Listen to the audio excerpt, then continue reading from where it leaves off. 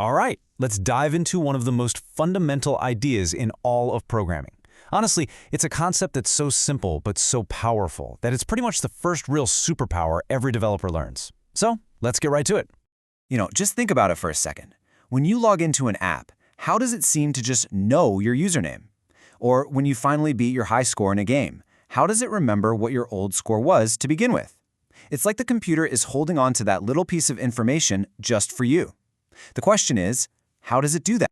Well, the magic behind all of this is something called a variable. And trust me, the best way to understand what that is isn't with a bunch of complicated jargon, but with a super simple, everyday object.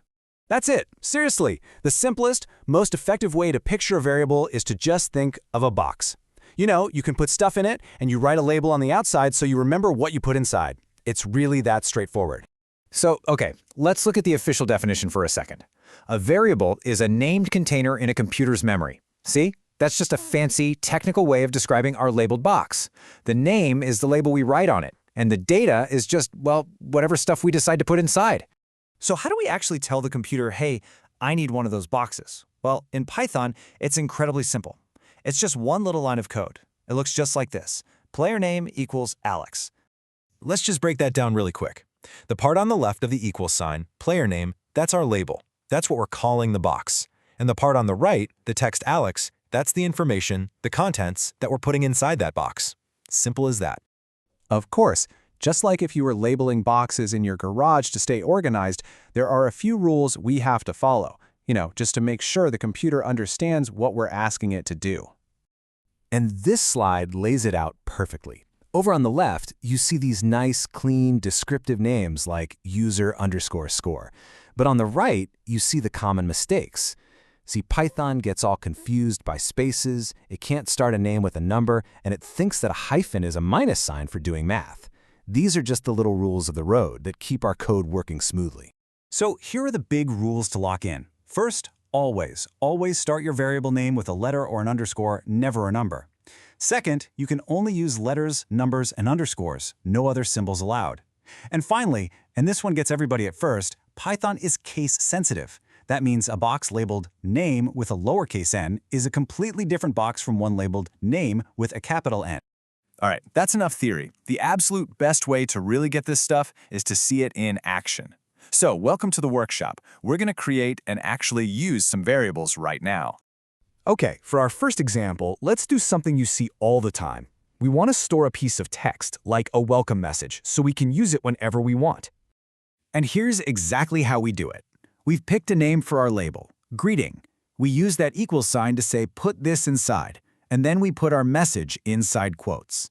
Those quotes are how Python knows we're giving it a piece of text.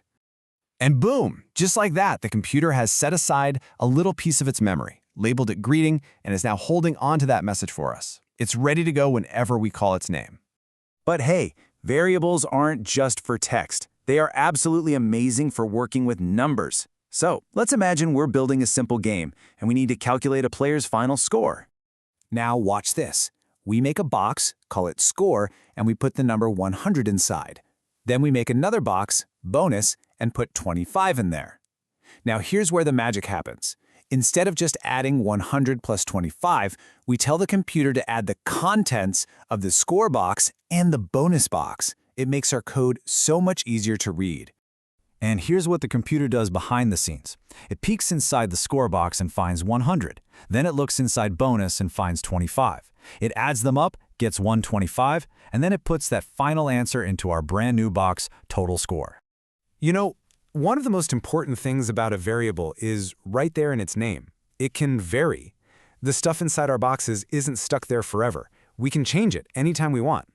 Let's see how a player in a game might level up. Okay, first we create our player_level box and put the number 1 in it. Now look really closely at that next line. It can look a little weird at first. Here's the secret. The computer always figures out the right side of the equals sign first. So it takes the current value of player level, which is 1, it adds 1 to it to get 2, and then it puts that new result back into the player_level box. And there's the result. We took the 1 that was already in the box, added 1 to it, and put the new value, 2, right back into that same box, replacing what was there before. We've just successfully updated our variable. And that's really the heart of it. What you've just learned isn't just a random piece of code. It is genuinely the first superpower you get as a programmer.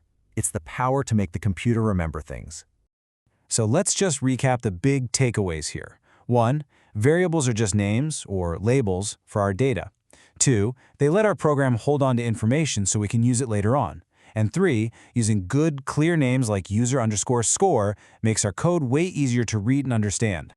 So if you remember anything from all this, remember this right here. It all comes back to that simple idea of a memory box. You create it, you name it, and then you use it to build all sorts of amazing things. This is your foundation. So now the power is in your hands. You literally have the ability to make a computer remember a name, a number, a score, a message, anything you can think of. The only question left is, what are you going to build first?